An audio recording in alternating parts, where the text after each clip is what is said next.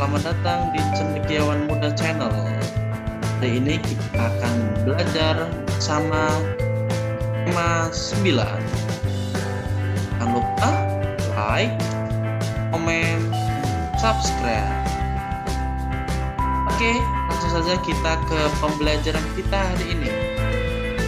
Itu akan belajar tema 9.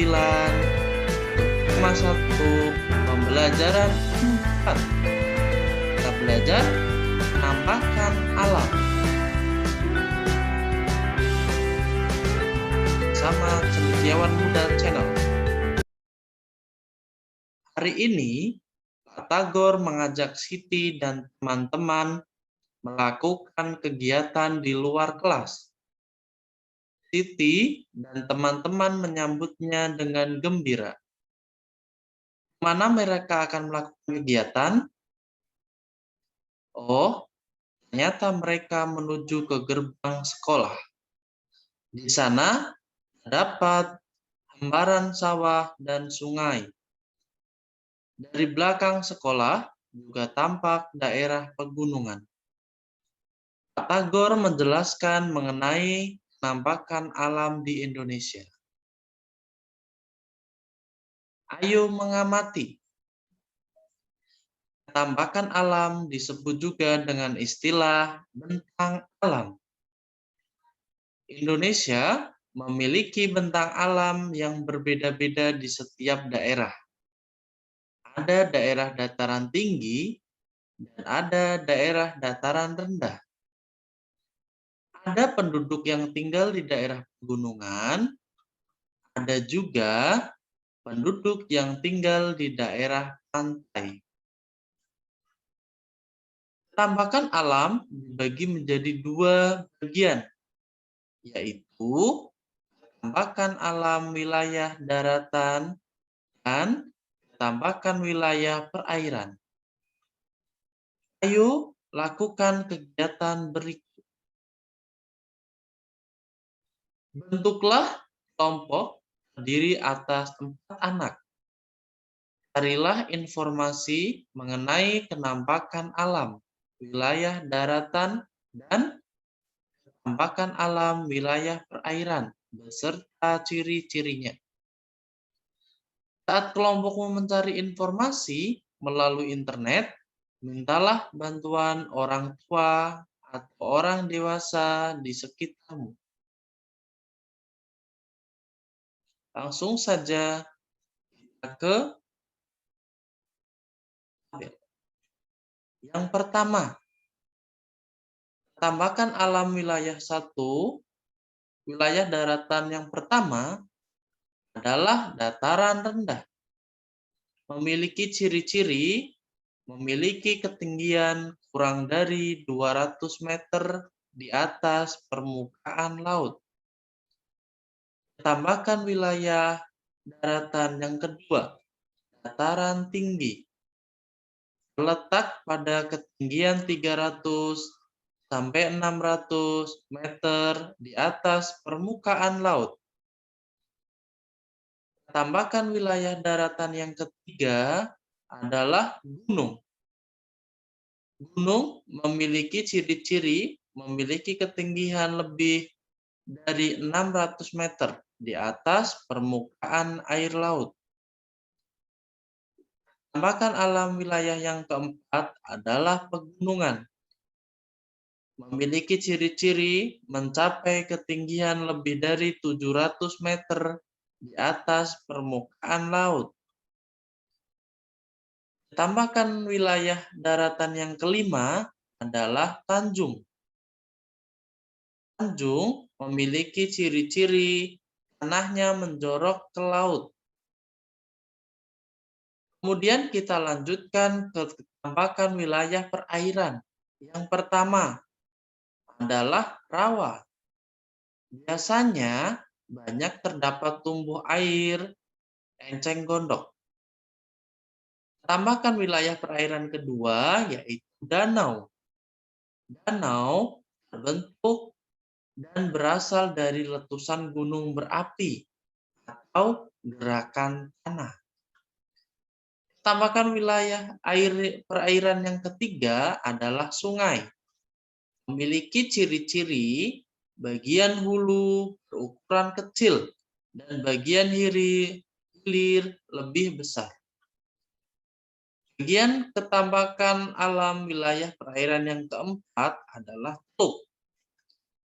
Teluk dibatasi oleh daratan pada ketiga sisinya dan menjorok ke daratan. Tambahkan wilayah perairan yang kelima adalah selat. Selat memiliki ciri-ciri lautnya sempit dan berada di antara dua pulau. Ayo membaca. Adaptasi masyarakat terhadap ketambakan alam sekitar. Permukaan bumi tidak rata. Permukaan bumi ada yang tinggi dan ada yang rendah. Ketambakan alam berbagai bentuk muka bumi yang terjadi alamiah. Ketambakan alam terdiri atas dua bagian pokok, yaitu ketambakan alam berupa perairan dan ketambakan alam yang berupa daratan. Daratan adalah tempat kita berpijak. Bentuk ketambakan alam berupa daratan bermacam-macam. Contohnya, gunung, pegunungan, dataran tinggi, dataran rendah, pantai, tanjung, dan delta. Perairan merupakan bagian dari permukaan bumi yang tergenang air. Bentuk ketambakan alam perairan contohnya sungai, danau, dan laut. Manusia melakukan adaptasi berbeda-beda antara satu dengan yang lain. Manusia hidup beradaptasi sesuai dengan alam dan ketambakan alam di lingkungan tempat tinggal.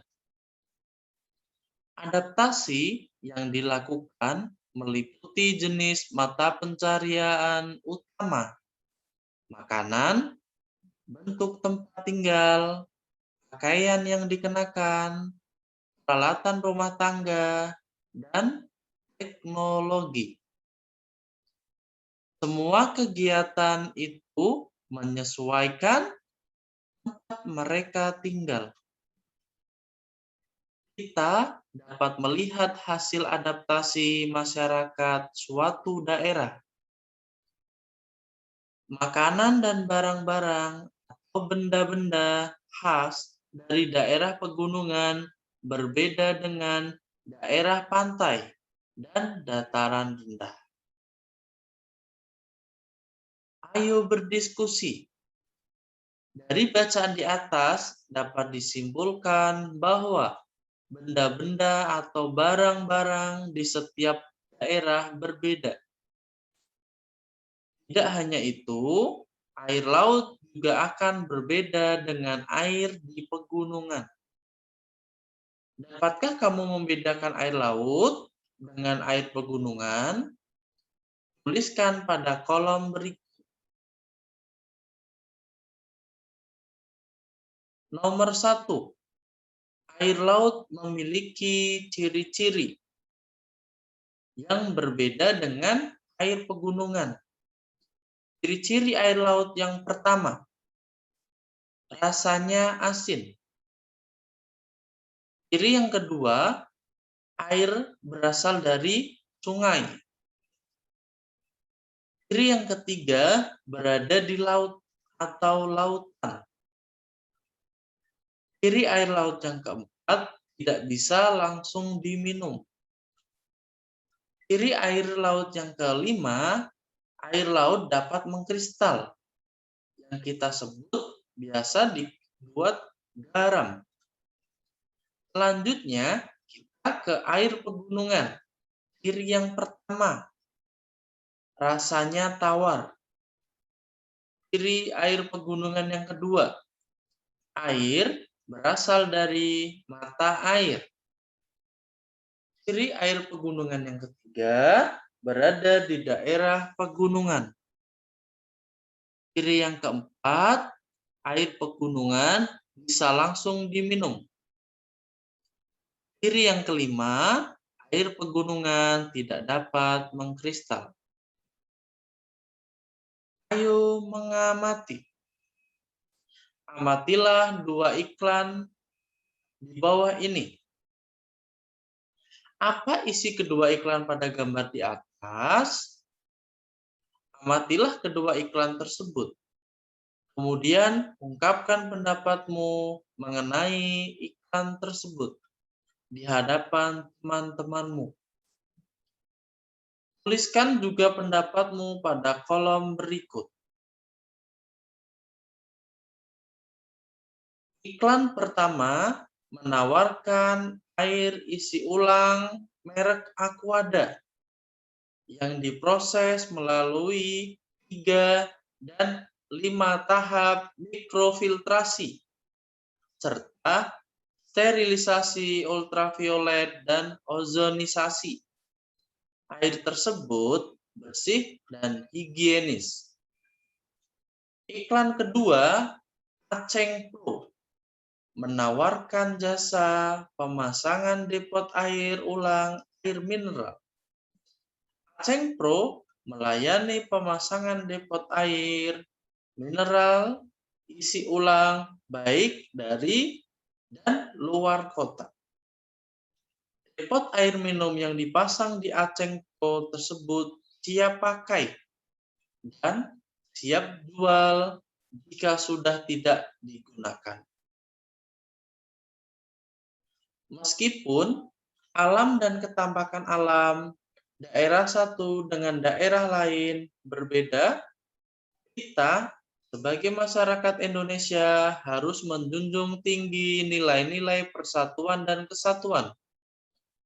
Untuk mewujudkan nilai-nilai persatuan dan kesatuan, dapat kita mulai dari hal-hal kecil yang ada di sekitar kita. Perhatikan gambar dan uraian keterangan gambar berikut.